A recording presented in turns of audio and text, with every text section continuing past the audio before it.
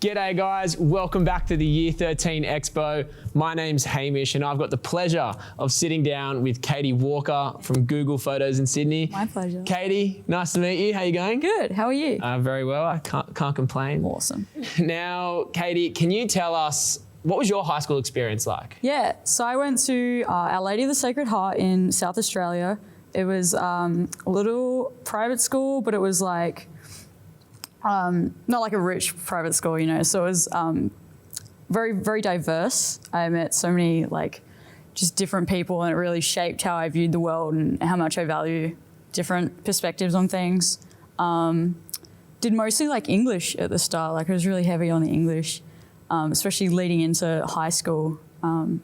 Loved reading, loved writing. And then I just had a maths teacher who was like, yeah, I love maths. And I was like, I like things that other people are interested in. Maths sounds fun. I just got like increasingly more interested in kind of maths and hard sciences, and then software engineering, I guess, and computing in general. Because a different teacher who was just so passionate about it, and he was just like, yeah, I'm gonna have this like computer club, which was exactly as nerdy as it sounds, but it was like, it was just such a different way of like approaching problem solving. And I just really liked that you could just like solve the problems around you. At one point, he had me build like a scoreboard for our swimming carnival. Oh, sick. I think it crashed before we could use it on the day. But that was just a lesson in like productionizing software, you know. But yeah, just those sort of like inspiring. And was that later in your sort of high school career that you started to take an interest in, you know, in software engineering? Yeah, so he wrote to the school in year 10, started the computer club, my friends got involved in it. And then year 11, I did IT with all of them. It was never a thing like, oh, you know, girls can't do that, because it was an all girls school. It was just like, you can do whatever you want. If you want to do all of the maths, do that. If you want to do like maths, physics, chem, because we have 2 levels of high level maths in South Australia. Yeah, go for it. And I was like, I want to do IT. That was the course name.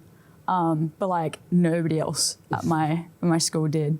And they wanted 9 to run a year 12 class. And I was like, I can find 9 students who want to do IT with me. Like, that's super achievable. So one of my friends was like, yeah, all right. One of my other friends was actually leaving the school to do a cert for software engineering, actually. But she had to fill in her subject preferences anyway. Someone else was going to do a school of languages thing, and so I had to put something in that slot.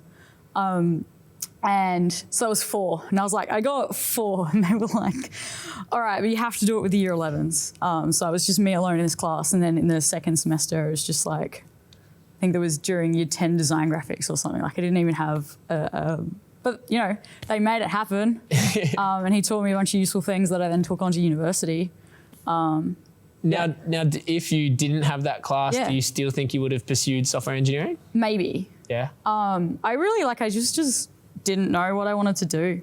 I liked a lot of stuff. Like I was still heavy on the English, humanities, even as I was kind of exploring the more mathy side of things, and just kind of picked at random.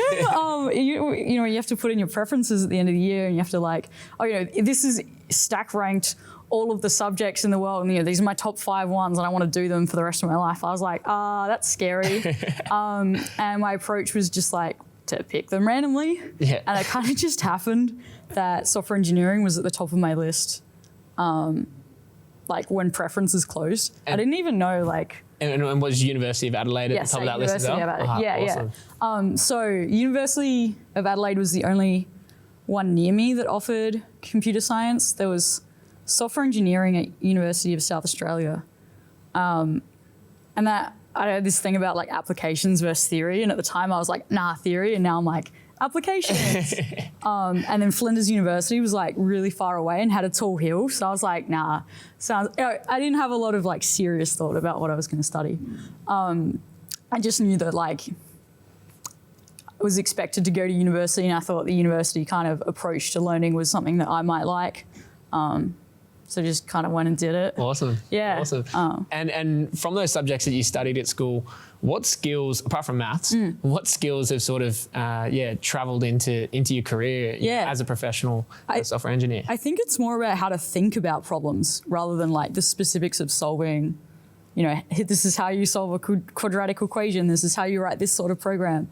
Kind of how do you break down the task in front of you? How do you figure out the bits you don't know? And that sort of critical thinking about the task as well. I think that's across all of the subjects I took. All of that has been beneficial in my career so far. Awesome. And now, finishing school, can you tell us about your experience there? How you actually got to Google? Yeah. I know it's a pretty cool one. Yeah. So first year of computer science, we had this thing called Computer Science Learning Center, which was just like this old tiny classroom they let us use in between classes. And I was like hanging out there one day because I didn't know what else to do. Like, what do you do at uni with all this unstructured time? I'll just go there. Everyone else seems to. And somebody said to me, like, you need to apply for this internship. And I was like, no one's ever going to, like, Google's not going to hire me. That's silly. I know literally nothing. I've been in this university for like 12 weeks. Like, I think we were just at the end of the first kind of before the semester break. And they were like, do it. And I was like, if I do it, will you leave me alone? And they were like, yeah. So like they watched me put in my application. Because the program I went through was a STEP internship, which is targeted at the time at first and second years. I think it's just second years now, who are from like underrepresented groups in the tech industry. And so the aim is really to like bring them in and be like, hey, you can do software engineering as a job. And so like, didn't need to demonstrate. It was just like, here's my CV. I'm a computer science student. So watch me do it. And I went home and I was like, yeah, mum and dad, like I applied for this thing. And they were like, oh, don't get your hopes up. And I was like, no, I won't. And then like maybe 2-3 months later, like I'd forgotten about this completely. Everyone starts to talk about how they're getting interviews. And I'm like, oh, that's kind of cool. Like I'm really happy with my friends.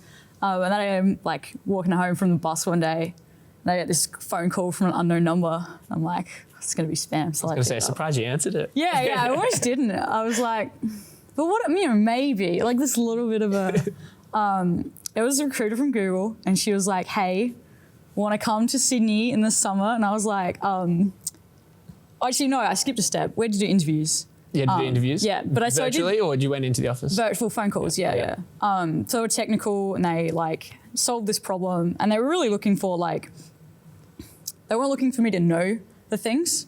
So, they gave me the question. I was like, I have absolutely no information that would help here. And they're like, oh, let me tell you this thing. Kind of, can you learn that and apply it to the problem you're trying to solve? So I guess I did that all right because, then I got the phone call back. But when I did the phone screens, my parents were like, is this real? And I was like, I'm pretty sure, like everyone else is. It's coming from a google.com address, And then the same thing again when I got the offer. They were like, is it real though? Going over flight. It was the first time I'd been on a plane. So you thought you were getting scammed, and then my parents were like at the airport. They were like, if there's no job, just let us know. Like we'll bring you home. But they were serious about it. It was just so unreal for like my family to just. I was going to say, what was that like? Leaving home, traveling to the big smoke in Sydney. I mean, Adelaide's not a small city, but it really felt like it when we first came over. I was like, everything's so big and crowded and loud. I didn't realise that Adelaide was quiet. It was a big shift. But there were so many other folks going through that, and my team at Google was so supportive. They were watching me all wide-eyed, like. Everything here is so fancy. They were like, you're all right, buddy. They were lovely. And so you did 3 internships? Mm-hmm. Yeah. And then what was the sort of process there? Like how did you actually get your gig at Google Photos? It wasn't a smooth journey. Yeah. So I did a 3-year degree. So normally what happens is that at the end of your second to last year, you do your internship, and at the end of the internship, you do conversion interviews. So more technical interviews, and they also look at your team's feedback from your internship.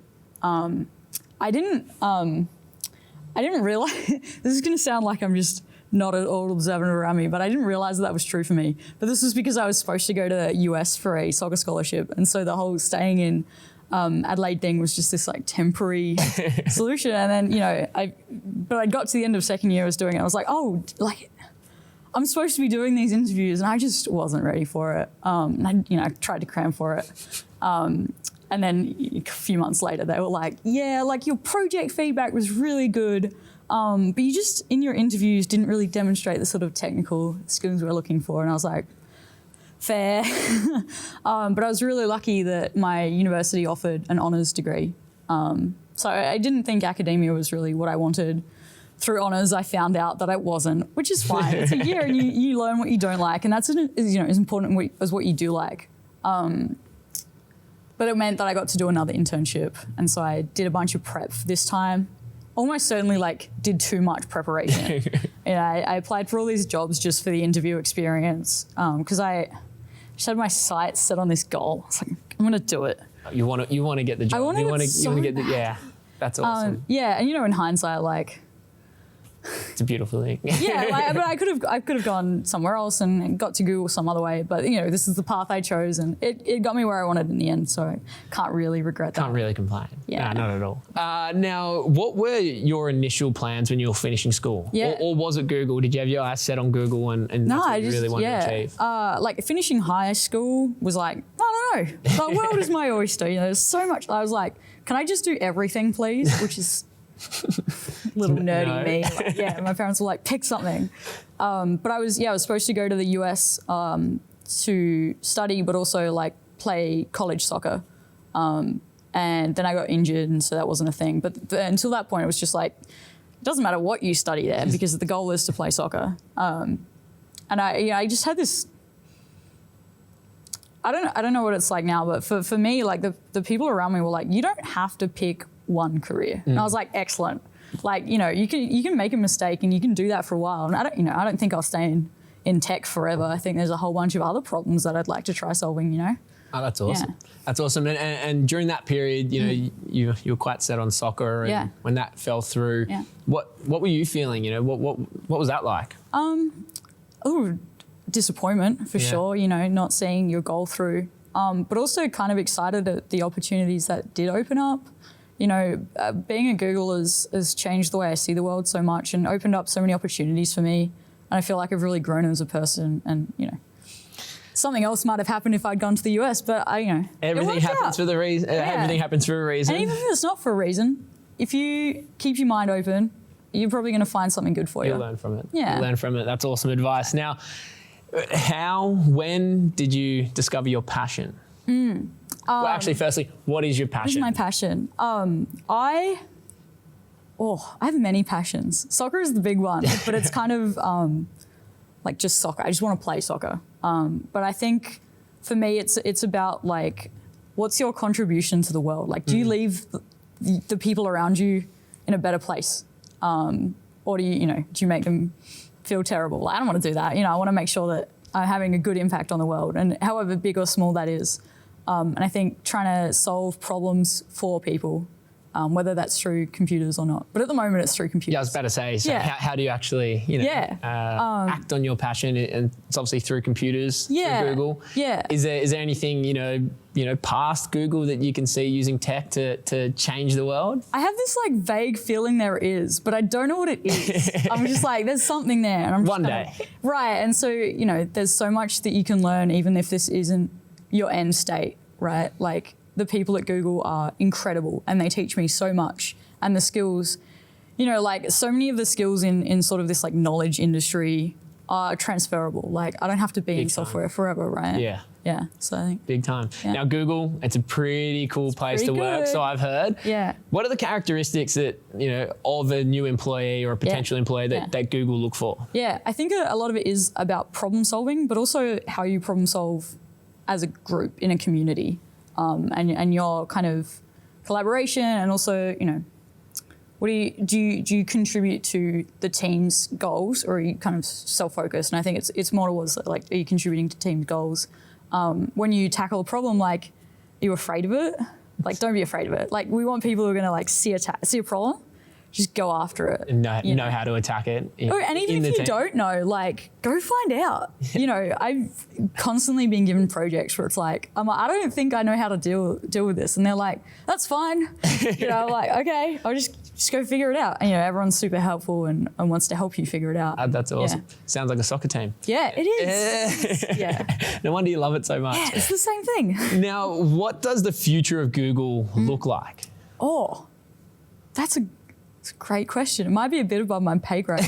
I think that's the. in your department at least. Then. Yeah, I think it's the exciting thing about tech, though. You know, we don't know what the world's going to look like. We don't know what problems we're going to want to solve. You know, how are we going to tackle climate change using big data or whatever it is?